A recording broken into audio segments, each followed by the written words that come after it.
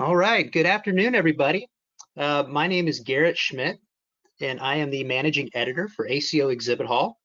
And I'd like to welcome you all to today's webinar by Enjoin called Keeping Documentation at the Core of Your ACO's Health. This is a very important topic, so very glad you joined us today. A few items of note before we get started, some housekeeping items. Um, Everyone that has joined as an attendee today is in listen-only mode, so you don't have to worry about muting your microphone. It's been done for you. And I'd also like to let you know that the webinar is being recorded, so you'll have the opportunity to watch it again after the session or share it with colleagues. And I will be sending out to you all a link to the recording after sometime later on this afternoon or this evening, a link to the recording and also where you can download the slides. So you'll have those at your disposal. And finally, during the webinar, we want to hear from you, so we encourage you to submit some questions as you would like to our presenters at any time during the presentation using your attendee control panel. There's a question module there. And we're going to get to as many of those as we can during our Q&A at the end. But for those questions that we are not able to get to, we'll make sure to respond back via email after the presentation. So either way, your question will get answered. So please send some questions along. And at this time, I wanted to introduce our presenters today, and they're both from Enjoin. Dr. Brett Senor, who's the medical director for Enjoin, and also Angie Ramos, director of population health CDI. So Ms. Ramos is going to kick us off today. So welcome, Angie. Thanks, Garrett. Good afternoon, everyone. I'm really glad you're able to carve out some time to listen in today. So we'll go ahead and get started. So as Garrett said, my name is Angie Ramos. I'm the Director of Population Health CDI here at Enjoin. I'm a registered health information administrator and certified in healthcare quality. I'm a HEDIS expert with over 12 years managed care experience with a focus on Medicare, Medicaid, and commercial lines of business. I've designed and implemented multiple quality improvement projects to assess HEDIS and STAR measure performance, and also developed initiatives which resulted in 5 stars for Medicare, full state withholds for Medicaid, and excellent accreditation status from NCQA. I developed and provided measure training and clinical documentation programs for both HMO and ACO provider groups. And I've also coordinated a successful ICD-10 integration and transition for a large HMO with over 100,000 covered lives. So Dr. Brett Senor is Enjoin's medical director. He's board certified in internal medicine and holds certifications in both risk adjustment coding and clinical documentation. He's served as corporate physician advisor for a CDI team for a large metropolitan healthcare system. He was responsible for ICD-10 physician education for a large healthcare system with approximately 1,500 providers. He expanded this role to the ambulatory setting and assisted in developing an outpatient CDI program across the health system. He's educated clinicians, coders, and CDI staff for several health systems, addressing areas of hospital pay for performance, MACRA's quality payment program, HCC, and DRG methodologies. In 2018, he authored For the Record, which is an article on optimizing the use of CDI physician advisors. He remains in active practice at a hospitalist, and he also is a frequent speaker for ACTIS, AHIMA, North Carolina's division of AHIMA, and will also be returning to the upcoming ACTIS pre-conference to train physician advisors on the HHS-HCC model. So throughout this presentation, we hope to accomplish the following objectives: to understand the impact of accurate and specific documentation and coding on HCC risk score and quality outcomes, review common opportunities, best practice, and barriers to accurately documentation and coding, and also describe a strategy for implementation of a successful documentation and coding improvement pilot project. So Enjoin is physician-directed. For more than 30 years, we've worked with health systems to implement a variety of CDI programs. Our board-certified physicians all have advanced coding skills with credentials including CCS, CCDS, CDIP, and CRC. We have a team of risk adjustment clinical analysts with advanced HCC knowledge. We focus on education, program development, and elevation, which ensures operational success and accurate risk adjustment. Our goal is the diagnosis code assignment, optimal risk scores, and quality patient care outcomes for the purpose of organizational alignment of patient complexity and cost of care. Our differentiators include a unique combination of our physicians' involvement, our years of experience in process and program development, coupled with our advanced analytics. This, along with our passion to tell the patient story through documentation integrity and coding accuracy, aligns with your goals to accurately define the risk of your populations and also reduce those healthcare costs. So there have been so many changes over the last few months, and there are more coming down the pike. I'd like to take a couple minutes and highlight just a few. So we have COVID-19 impact. We are constantly getting updates and new rulings during the public health emergency. There are some changes to the MSSP program. CMS is excluding COVID episodes of care treatment. So this can be a substantial savings for ACOs. So it's imperative that coding and documentation is accurate. There's also been numerous updates on telehealth. More recently, some practitioner type limitations have been waived, and the asynchronous visits can now include more behavioral health and patient education services. The payment rate has also increased on certain CPT codes, and you are able to capture HCCs from some telehealth visits. So for our pathways to success, we have a variety of methods to work with our clients. We find their pain points and we drive them to success.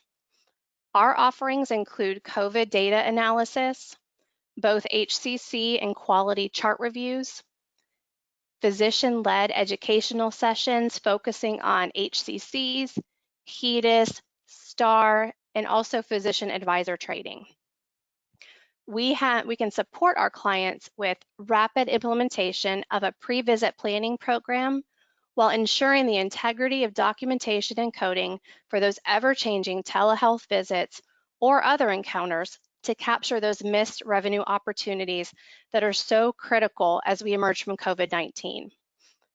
These services can help patients with chronic conditions like diabetes or high blood pressure, and we even drill down to the provider level, so there's that accountability and accuracy. We do have a few new contract models, direct contracting and primary care first.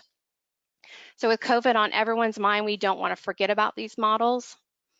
And we do have experts available that can partner with your ACO to help you navigate and get the program off to a good start. We have social determinants of health. That's been a lot in the forefront lately. So my background is quality and public health. And this is another way to help you identify your patient population who tends to be the most vulnerable.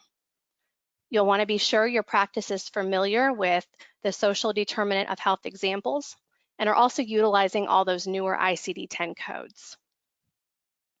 And again, by working with Enjoin, we analyze your data for opportunities for a population that needs a lot of assistance sometimes, and they also sometimes tend to fall through the cracks.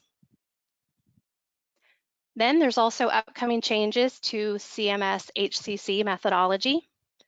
The calculations will reflect a blend of the 2017 model and the incorporation of encounter data into the scoring model.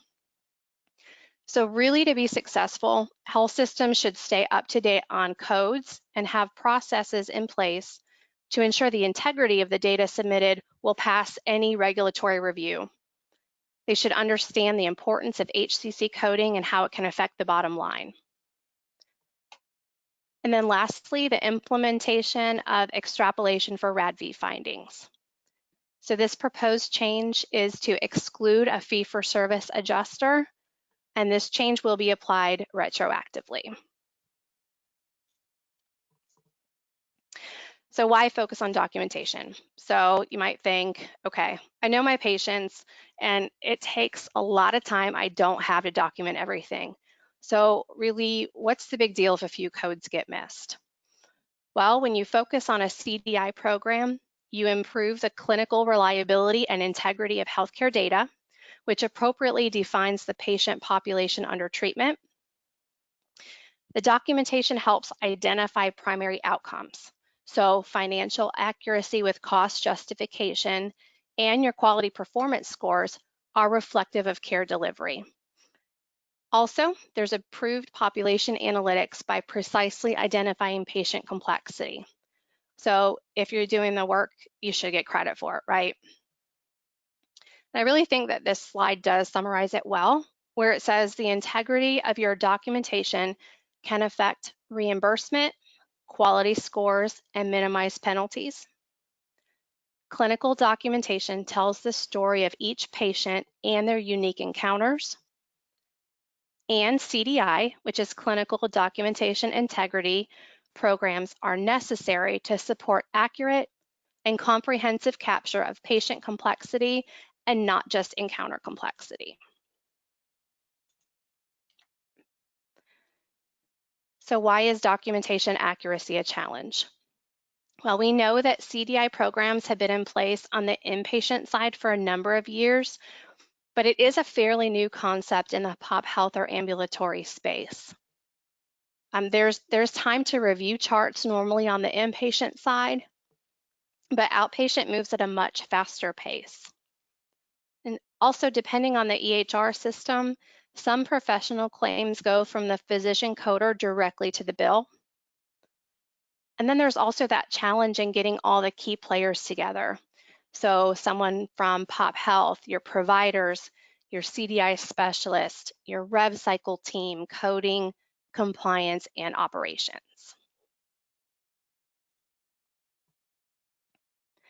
So all process, education, and messaging needs to be designed to fit various needs. Conceptually, it's important for providers to understand how the documentation connects to the program and impacts those scores, your quality, financials, and so on. But really, even more so on a day-to-day basis, what needs to be communicated regularly is that documentation will drive everything else. This should be a key focus within your organization. And this is represented on the slide by showing that all other processes, that documentation is at the core. A process for documentation should include pre-visit and post-visit reviews, point of care alerts, and ongoing provider education and communication.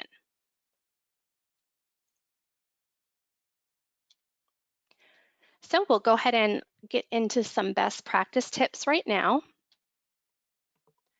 So what I'm going to do is walk through our 4 phases of a successful program. We have assessment, planning, implementation, and evaluation, and we will look at one phase at a time. So the first phase is the assessment. During this phase, we look at analytics, do chart reviews, and determine the operational readiness of the program. We have a standard assessment phase, and due to COVID, we've also implemented a rapid response CDI program. And we will look at some initiatives on the next slide. So we analyze all claims. We don't limit the data to what's in your EHR system. We do this because it gives us a holistic view of the patient picture and helps to identify patient leakage. We look at the variations of risk scores year over year at both the provider and practice level. We key in on the HCCs and quality gaps that will have a large impact.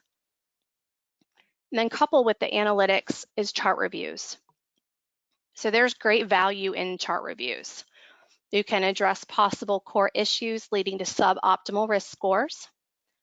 A couple examples is where a provider might document the diagnosis but won't submit it on the claim, or if it's pulled directly from an incorrect problem list. You can also identify trends in documentation and coding leading to incorrect coding practices. So maybe diagnoses that are submitted without supporting documentation, or inappropriate use of active versus history of language and codes.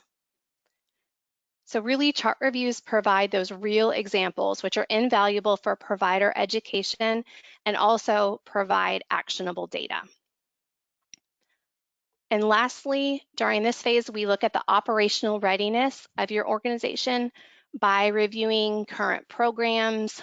We look at the systems, look into technologies. We spend time interviewing the stakeholders, and that way we can identify any potential barriers to your success. So our next phase is planning. And during this phase, we work on a pilot. We identify resources, workflows, and processes. We establish KPIs during this phase, and so we will look at some planning initiatives on the next slide. So once you identify the pilot, you need to establish buy-in, which is critical. During this phase, we create awareness with education. One size fits all definitely does not work. This is where we do peer-to-peer provider education, do specialty specific based on opportunities. And then we also can do group and one-on-one education if needed. And this is where our seminars fit in.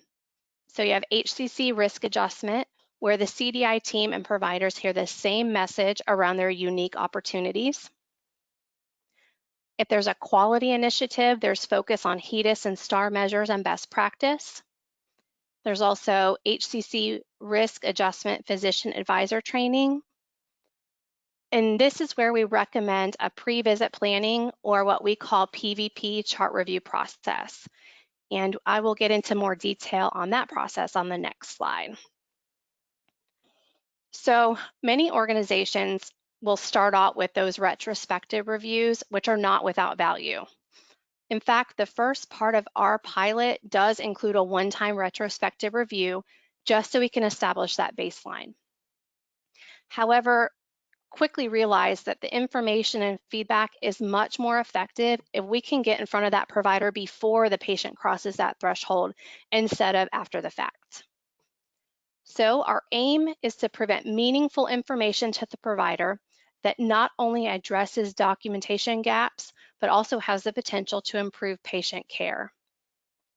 And additionally, the review focus is not only on misdiagnosis and revenue, but also on instances where meet criteria has not been satisfied. So this is best practice because it helps providers capture the documentation that supports patient care and risk adjustment coding. That's accomplished by operationalizing data, reviewing unstructured information for suspect conditions, and serving the information to the provider within a process that works for them. And not only is there identification of suspect conditions, there's also those compliance opportunities. We do a continuous data refresh and analysis to continuously monitor that performance. And we have summary and detail and trend reports that we provide to our clients via our client portal.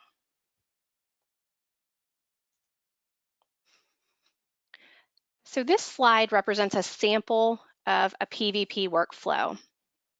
And again, the goal is to provide effective integration of the CDI process and not to add any additional burden to the provider. But instead, it's about that seamless communication with providers so that documentation accuracy is achieved. So next is our implementation, and this is where we monitor success and we tweak the process if necessary. So I'll go to the next slide for some initiatives. And so in this phase, the clinical documentation team works with the providers to become collaborative partners. During this phase, you really have to be flexible and be ready to revise or tweak the process as needed. This is also where you'll create a short-term and long-term goal or wish list. And you want to keep monitoring those KPIs. This will provide outcome accuracy and will also translate data to focus on improvement opportunities and those education opportunities that are so important. So lastly, we have the evaluation phase. During this phase, we review the data to determine strengths and weaknesses. We'll look at see what worked well, maybe what needs some improvement, and let's look at some of those specific initiatives on the next slide. So we evaluate success. We'll look at that outcome data compared to goals, and we can determine any barriers. We want to look at the analytic capabilities of the health system to ensure they support all the initiatives. We also analyze lessons learned and then go ahead and get a plan together for the next steps. So kind of think, well, do we need another pilot or can we possibly expand? We'll review goals and review that wish list and determine we have everything in place and all the tools that are needed for our client success. And then finally, we help to create scalability and sustainability. And this is done by developing roadmaps, a CDI support team is created, as well as governance committees who can help assist with that strategic vision. And now we'll go ahead and get into some analytic examples. So I'm going to pass it over to you, Dr. Senor. Thank you, Angie. Did a great job. So Angie just walked you through what elements are necessary for creating not only just a successful pilot program, but one that ultimately becomes both scalable and sustainable. So let's look at what your data can tell you to help you build such a program. And on the next several slides, you're about to see several different ways that data can be used to provide information that it's both meaningful and actionable. So on this slide, before I even get to it, I just want to mention that a lot of ACOs rely on payer reports to really understand where those opportunities are for improvement and where the areas of success are. But two common issues that we happen to find. First, payer reports sometimes may not be comprehensive enough to address really crucial areas impacting ACOs. And secondly, oftentimes ACOs understandably lack sufficient expertise to really squeeze the data dry, so to speak, to really interpret findings to the fullest extent, and then to translate those findings into meaningful communication that compels change in documentation and coding behaviors on behalf of, for instance, your providers. But a lot of organizations focus on data that's sourced from EMR, whereas Enjoin tends to look at multiple sources of data beyond just the EMR. And here's an example. So you see this is a star-targeted intervention analysis. This is one area where we can really help assisting in understanding the data. So let me kind of walk you through this. First, what you see are these bars. And the bars represent performance years, 2018, 2019, 2020. And you can also see there's a set of abbreviations. And those are in the full description of these quality measures or star measures are mentioned at the bottom here. So this particular client was able to raise their star scores by utilizing our services to perform, first of all, targeted chart audits on selected measures, in which we were able to then identify deficiencies that were discovered in coding and documentation. And this allowed us to actually work with this client to implement processes to increase and sustain better scores. And you see that the outcome was exactly that. You want to move to the next slide?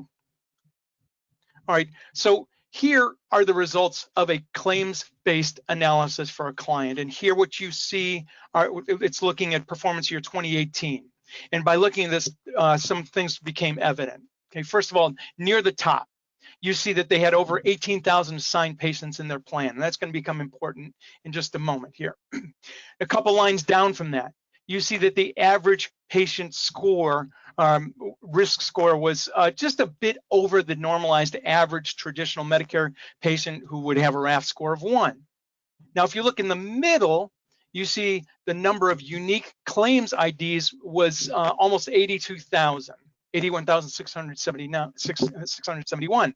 And a couple lines below that, you see that patients that used services had 5 or 6 encounters per year. Now look a couple lines below that, and you see that almost 200,000 diagnoses were submitted as codes on claims, with the average number of diagnoses submitted per claim being less than 3. Now, a lot of providers, incidentally, are unaware that the maximum allowable number to submit on a Part B claim is actually 12. And it's very common, as a matter of fact, for providers to assume it's around 5, because that is what the number of electronic boxes are that are provided for when there's provider-facing software. So an important note here. We described in this particular plan that there were over 18,000 patients with an average of 5.4 claims per patient using the services. But look at the line above that 5.4.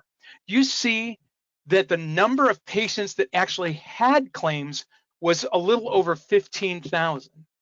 That's a gap of 3,000 patients. So what happened with those patients? That would describe, that actually suggests that about 17% of patients are not receiving their care within the system. And this is an opportunity to identify patient leakage that Angie had alluded to a little bit earlier. Right, you can go to the next slide.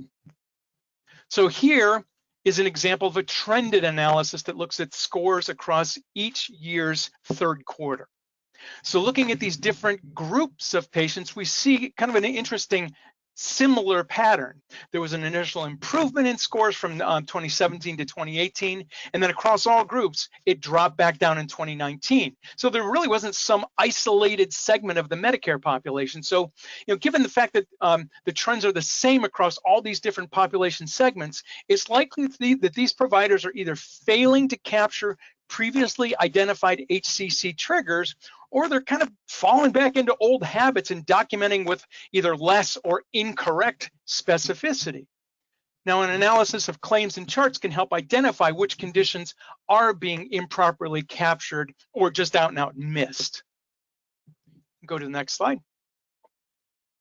All right, so here's risk score reporting at the ACO level, the effect of sequential interventions of provider education followed by PVP services. So for this particular client, provider training occurred in 2017 using a funneled approach. So what we did is we started with general awareness of HCCs. We kind of explained what HCCs were and why they were important to providers and patients, et cetera. And then we moved into a more specialty specific focus for education. And then that was followed up further by provider-specific one-on-one education based on data-driven findings of specific diagnoses that had opportunities for improvement.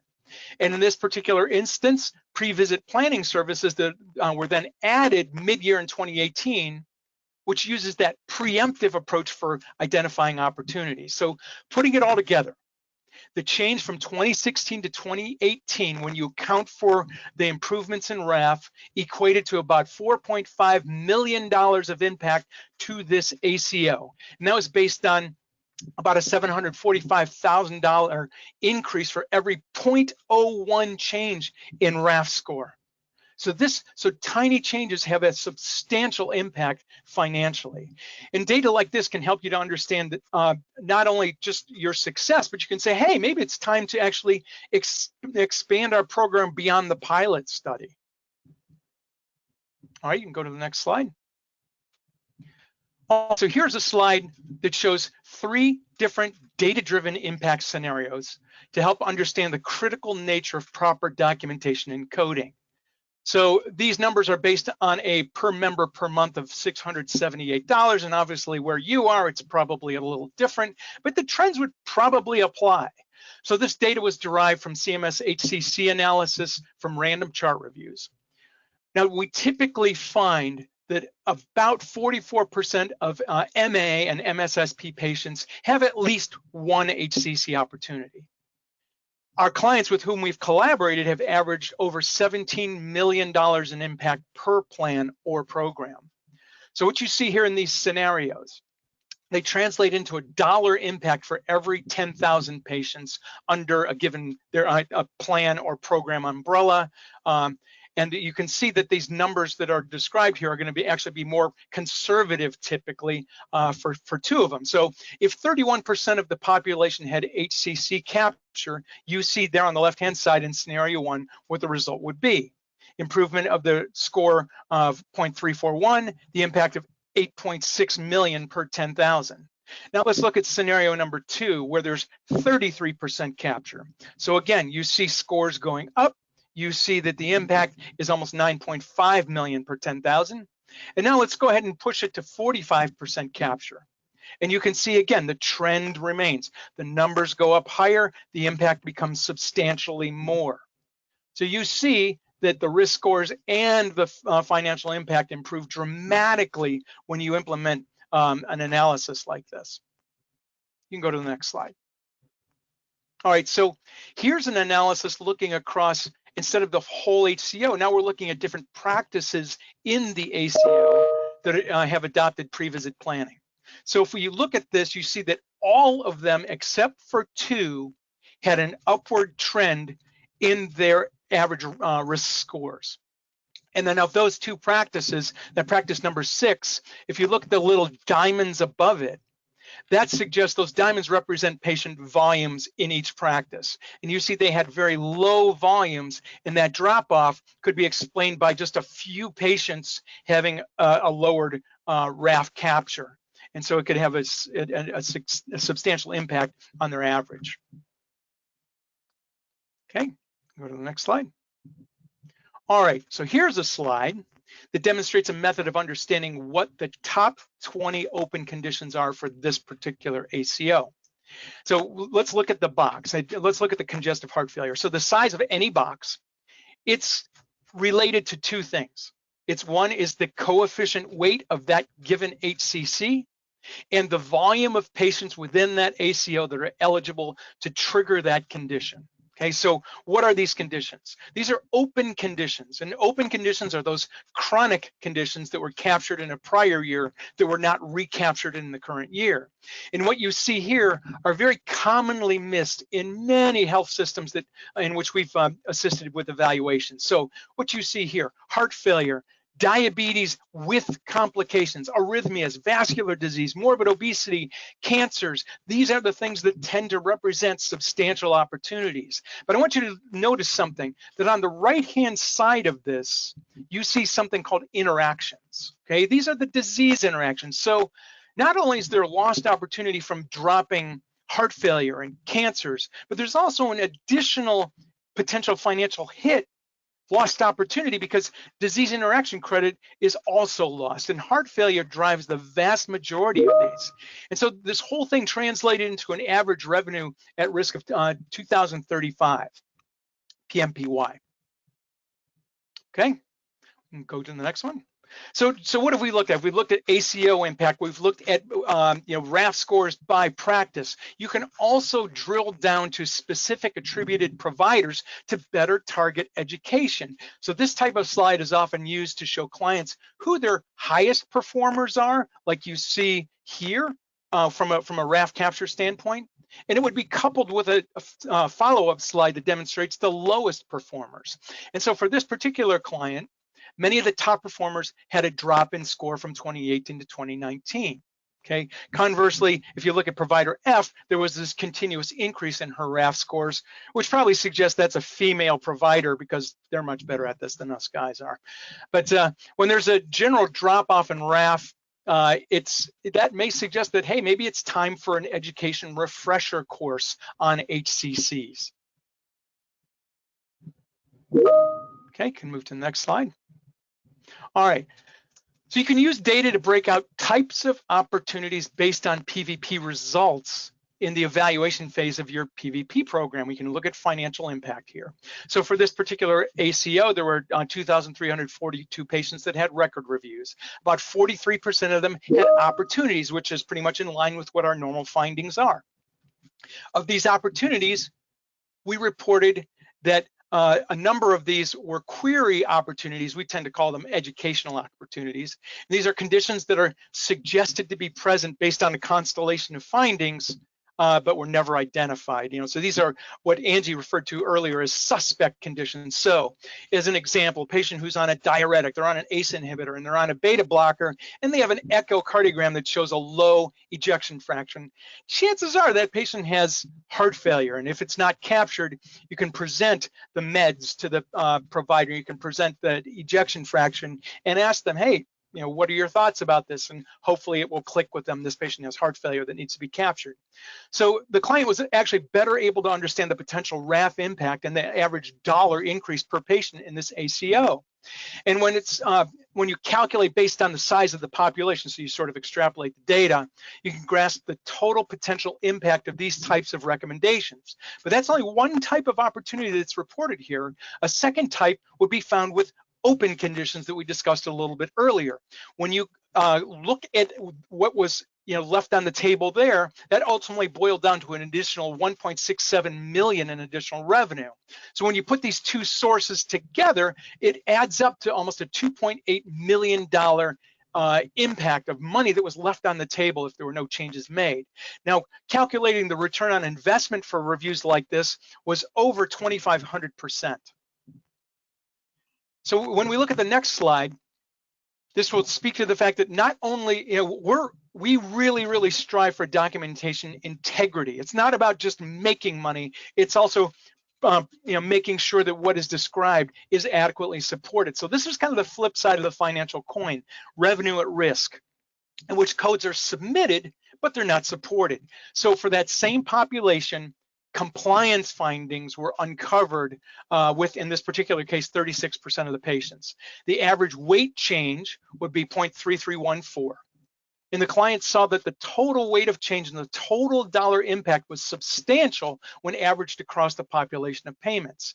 So this put the financial impact of compliance findings at almost 2.7 million if nothing was done to mitigate these risks. Now, obviously, as this type of analysis demonstrates, using multiple data sources to gain an understanding of upside gains and downside risks gives a much more three-dimensional picture to understand the scope of concerns. And this, when you combine it with the analytics described earlier, can really help to guide where to focus education and to affect documentation and coding behavioral changes. You can go to the next slide. All right, so you saw this before, and we can't say it enough. It all starts with documentation. Describing your population of patients serves first and foremost your patients. It's a very patient-centric approach. It assists in helping to procure the resources that they need to optimize their care. So you need, in order to achieve this, you need leadership buy-in and collaboration to enhance your success. There needs to be decision-making that is based on reliable data analysis. That's going to lead to uncovering actionable opportunities for education and that behavior change we talked about. So using providers to deliver the peer-to-peer education is critical, and that's how we tend to do this. So it turns out that we, physicians in particular, are a very biased bunch. Having somebody with MD or DO behind the educator's name tends to really go further than delivering the same education provided by non-physicians. That's an unfortunate reality. So continuous bidirectional communication is also absolutely critical to success. And from a physician's perspective, it makes that provider feel like concerns are validated and that they're being heard and addressed. So the program will need to continue to evolve, and it will become more efficient and scalable when advanced actionable analytics are used. And in the process, internal resource use will become much more efficient. Let's go to the next slide. All right, so fine. You understand that documentation is at the core of a patient-centered approach. You understand that decision-making needs are based on big data findings and interpretation. You understand that communication is the key to continued growth and overall success. But what are the next steps to move forward as an organization? Well, step one is engage your providers. Help them to understand just how their quality of documentation affects both them and their patients. Those are two of the things that matter most to physicians. You want to also be sure to stay current with changes. Angie had alluded to this earlier. Be aware of the changes that affect your ACO. For instance, how well versed are you with the impact of COVID-19 and how that's going to continue to have an effect on your ACO? You want to become familiar with what data you have and use it to drive improvement. You want to identify focus areas of risk and create strategies to mitigate these focus areas. You also want to educate your providers and your coders and your CDI staff now regarding 2021 changes in the HCC model and familiarize yourself with ACO regulatory changes. And then lastly, you want to start strategizing to build effective processes to support HCC and quality accuracy. And if you need assistance, Enjoin is happy to partner with you to help you succeed. So with that, we have time for a few questions. And for this, I'm going to turn it back over to Garrett, and I think he's going to recruit Christy to help. All right. Thank you so much, Dr. Senor and Angie. A very good, interesting presentation so far. We do have a few questions that we wanted to go through in the time that we have. The first is this, and these are in no particular order. Is our ACO normally just pulls reports from our EHR system for analysis? Is this sufficient? And if not, why isn't this enough? So I can take that one, Dr. Senor. That really is a great question, and it's one we do hear often. When you utilize all your claims data, you can see the entire patient picture. So not looking at just what resides in your EHR. This way, you can identify patient leakage and also high yield opportunities. So if patients are seeing specialists outside of the ACO, obviously that information is not going to be in your EHR. And two, if you limit to just your own data, it won't allow you to see if you need to maybe expand certain providers within a specialty. And then lastly, this is also a good way to see your low-hanging fruit. Great. Okay, next question is, we have had an inpatient CDI program for many years on the hospital side. Do you have any suggestions on how to get buy-in to implement a program on the ambulatory side? Oh, Angie, you want me to take that one? Sure. Okay. So, yeah, buy-in. Well, first of all, who do you need to actually get buy-in from? And really, there's two major groups that need to be incentivized. First of all, your leadership, and secondly, the providers. So let's start with leadership buy-in. So they need to understand, first of all, they all understand the importance of proper DRG capture and case mix index and things like that, because it relates so much to them having jobs largely. But really, they need to, so really to help them to understand, you need to demonstrate the financial impact to the organization and to the community of families that it serves with just resource procurement for care. And when you see, you just saw this presentation that, these tiny little changes in RAF can translate to millions of dollars. And all of a sudden, when you're presenting this stuff, you see a light bulb go on with leadership and you're starting to get buy-in there. All right, so, and incidentally, that's against the backdrop of what's going on currently and in the future. The push is going to be to keep patients out of the hospital. And so you're probably aware of a lot of the proposed innovations that really are, pushed to make this happen. We're actually starting to use a much more proactive and preventive care approach. Turns out that that's a lot less expensive as far as patient care. And this is actually making HCC capture more critical as it becomes more and more of a major driver of income over time. So that speaks to leadership. Now let's turn to providers. So what do you need to do to get their buy-in? You need to really speak their language and show them how they have skin in the game. All right, I alluded to the fact that, a couple things that really matter to providers are, hey, how does this affect me and how does this affect my patients? So let's talk about it a little bit more. So how does it affect me as a provider? Well, it turns out it affects my reputation and my income, okay? Now, we're gonna also talk about, just the impact that it has on their patients' lives. So since providers are really judged based on their documentation, it affects both their income and their reputation. And so let's look at this. Poor documentation, when it's coupled with the things that cost money, so prescribed evaluations and treatments, okay, that may make a provider look excessively wasteful when they do not document well. And a lack of capture of quality metrics makes the provider's clinical skills come into question. So when you then, but instead, if we look at the other side, when you couple that same resource utilization with high quality, comprehensive documentation that it will help to justify those costly interventions. It will satisfy the quality metrics. It'll make the provider look cost efficient, and it'll make it look like they are what they're probably doing, delivering high quality care for their complex patients. Now, turning to patients again, they gain because resources depend upon adequate reimbursement to ACOs and other programs that are there to help provide these resources to help keep patients healthier. So to achieve that, obviously, we need to be able to describe our patient population as sick and as complex as they truly are. And when we do that, then the money comes in, shared savings are more realized when it's coupled with quality, satisfaction, and everybody wins. Wow, great. Yeah, that was a very thorough answer. Thank you. Okay, moving right along. Next question is, can an organization capture HCCs from a telehealth visit? Yep, so I'll take that one. So short answer is yes, but keep in mind there was the 1135 waiver that came out from CMS that only pertains to federal healthcare programs. CMS also came out with a memo on April 10th, which addresses the risk adjustment question. So basically, HCCs can be captured and submitted as long as that visit meets criteria.